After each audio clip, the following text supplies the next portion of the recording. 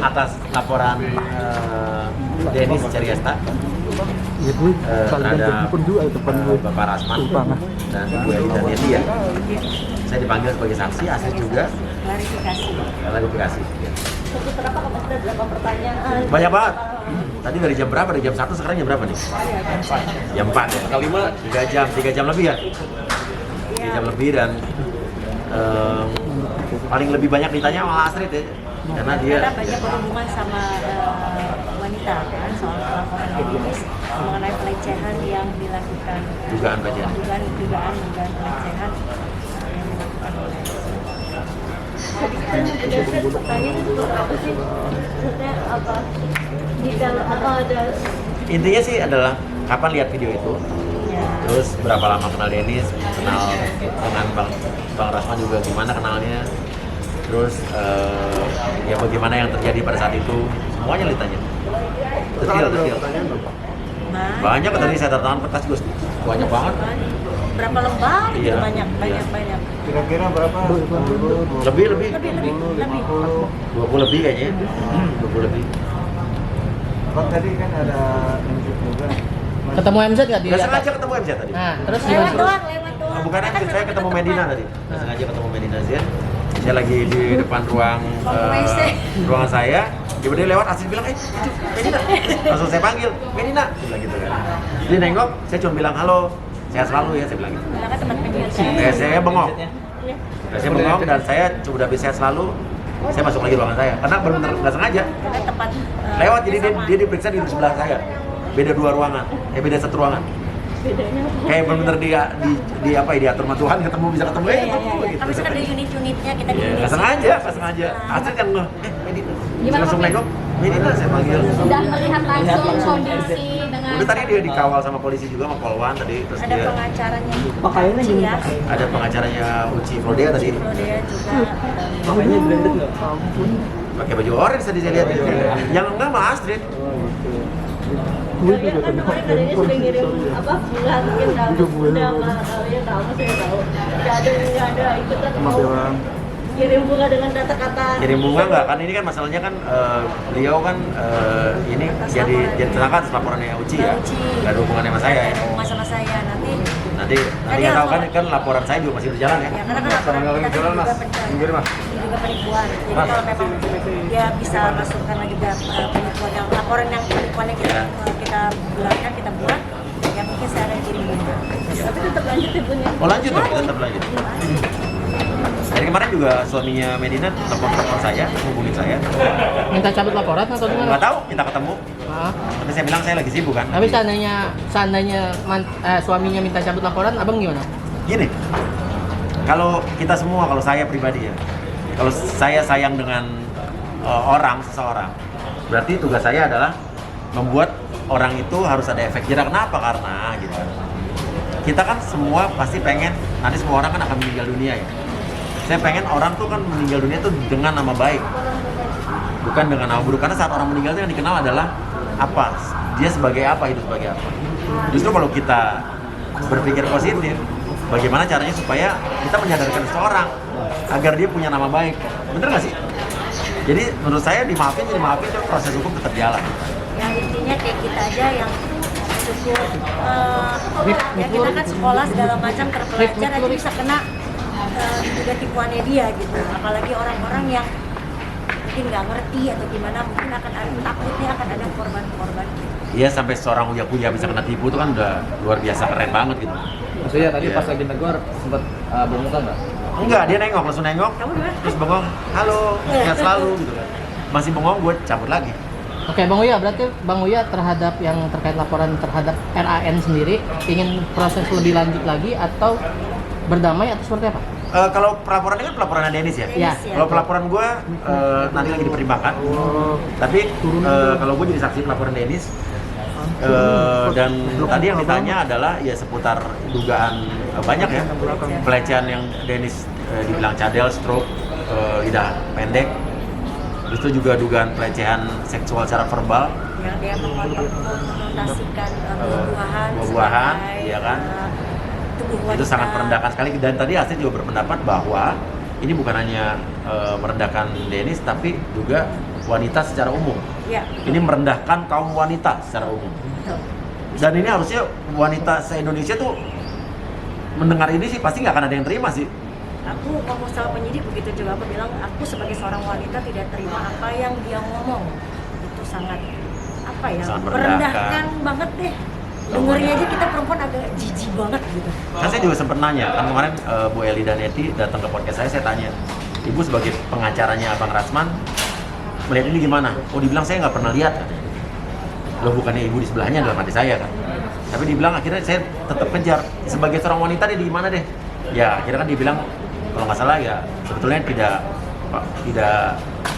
apa dilakukan, tidak lazim dilakukan. Oh gitu. Dan gue ngomong sendiri sama penyidik, concernnya adalah kalau yang seperti ini diwajarkan, Dibiarkan.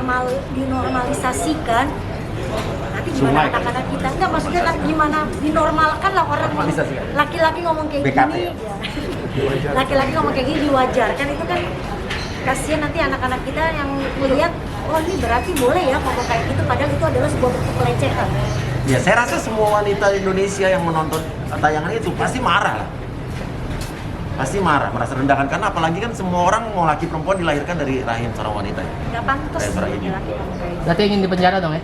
Apa? Ingin Ran di penjara dong ya? Harus ditindak tegas. Ya. Dan tadi saya juga, kalau saya pribadi, saya juga berkomentar soal dia yang bilang bahwa mengonotasikan maaf huruf hijaiyah dengan alat kelamin pria, dikonotasikan itu. Itu menurut saya itu lebih mencederai saya sebagai umat Islam. Tersinggung saya. Saya marah banget loh. Saya sampai ngomong sama penyidiknya, masa bisa ngomong kayak begitu sih Pak? Ya Allah. Dan menurut saya adalah bahwa jangan ada sampai ada double standar atau standar ganda dalam melihat kasus seperti ini gitu kan. Apakah pantas gitu kan? Menurut saya sangat tidak pantas. Apalagi tadi lanjutannya adalah waktu di video tadi dibilang bahwa ayo bolehlah kita coba saat mengomentari Dennis setelah ngomongin buah-buahan tadi. Itu adalah sebuah ajakan. Itu kan artinya adalah secara langsung itu menjadikan Dennis menurut kacamata saya dan pemahaman saya sebagai objek seksual, Ya. mengajak melakukan itu, ya kan? Seperti itu. Terus apalagi tadi di videonya dibilang bahwa walaupun saya tidak suka, tapi saya paksakan lah. Tapi jangan mahal-mahal ya, katanya si abang. Terus bahwa setelah itu dibilang katanya, ya kalau saya suka berapa M pun saya bayar. Artinya itu kan menjadikan wanita sebagai objek jual beli.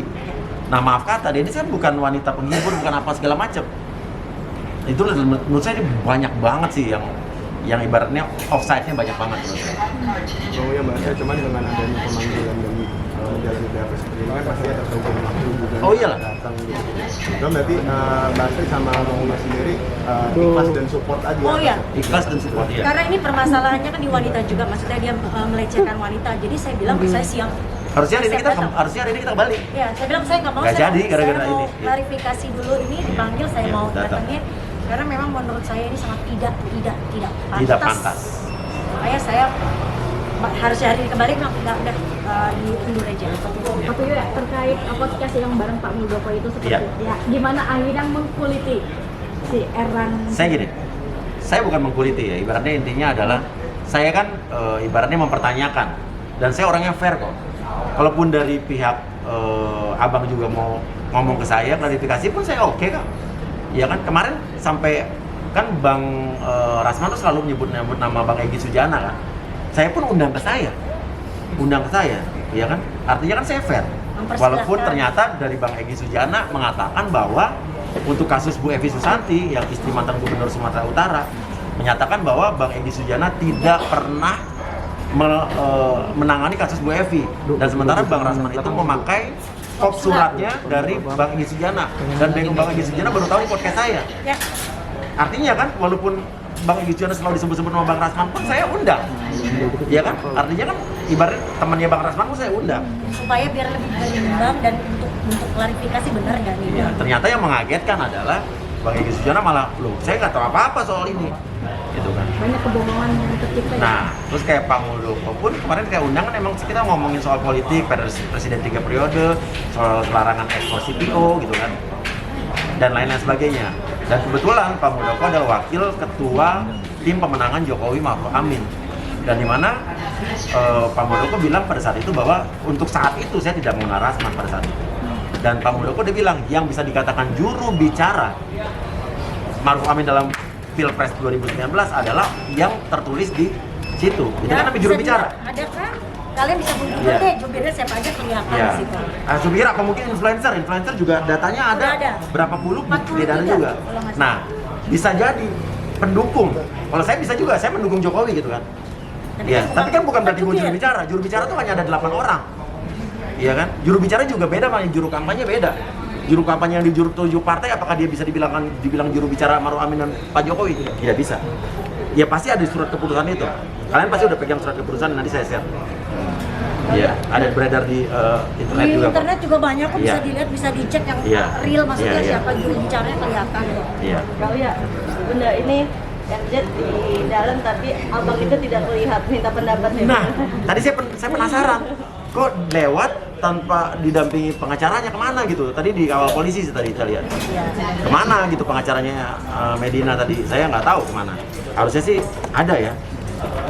Bunda gimana? Iya, maka saya bilang pas lewat kok nggak ada pengacaranya, ya mungkin ya berhalangan, ya kan? Tetap harus positif. Iya, iya. Kemana sih menurut aku sih harusnya Kemana sih? didampingi dong. Nggak tahu nggak kemana dia? Iya. Ya. Pakaian oranye gimana? Apa?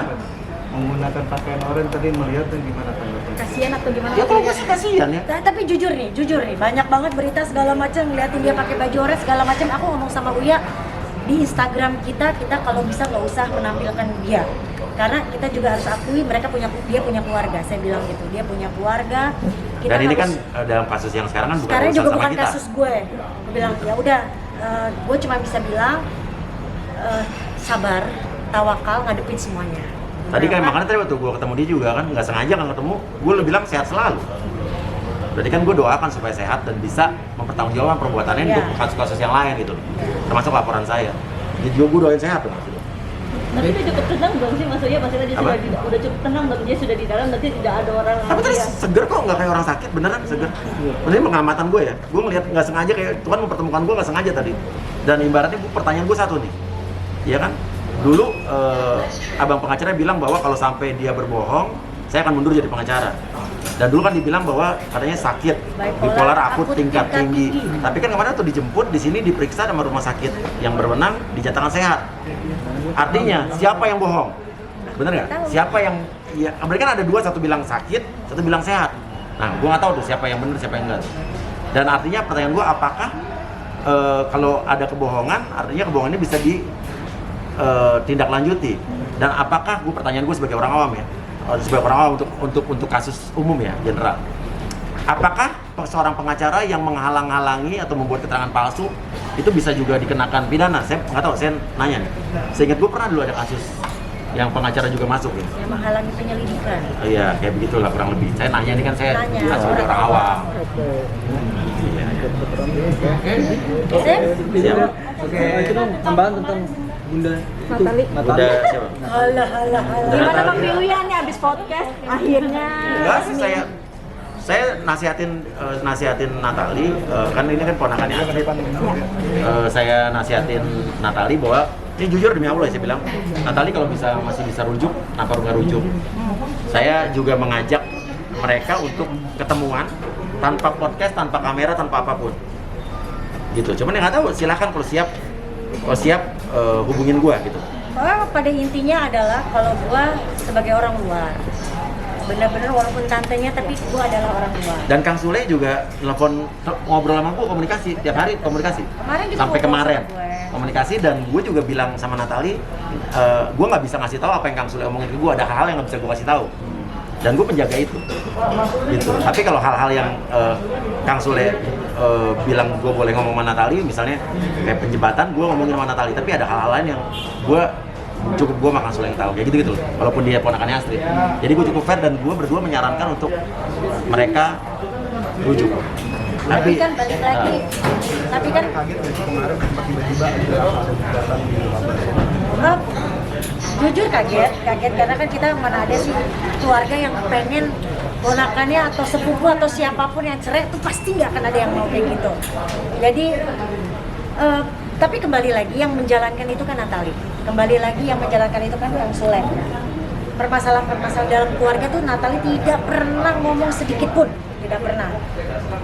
Makanya kita kaget, wah kok ada gini. Tapi ya kembali lagi kayak saya bilang, semua itu kan mereka yang jalanin dan semua keputusan memang mereka yang memilih gitu loh. Bukan saya tuh sebagai orang luar tuh cukup menasehati yang baik-baik gitu. Saya sama Mas Uya saya bilang pokoknya kita harus netral lah menasehati Kang Sule nggak buat Tuan dia pada menasehati Kang Sule, menasehati Natali, kita tetap harus pengen mereka baik-baik aja. Tapi kalaupun memang ternyata tidak bisa dilanjutkan, ya berakhirnya juga dengan baik-baik saja. Itu sih pesan aku selalu bilang gitu ke Kang Sule, Kang please baik-baik aja, ke Natali juga Kang, Neng please baik-baik aja. Karena kan Azam adalah anak dari mereka berdua. Ya, betul. Kita harus mikirin anak. Pak Buya, terkait yang publik menilai Sule ini cuek, Sule ini tidak mencari keberadaan Natali.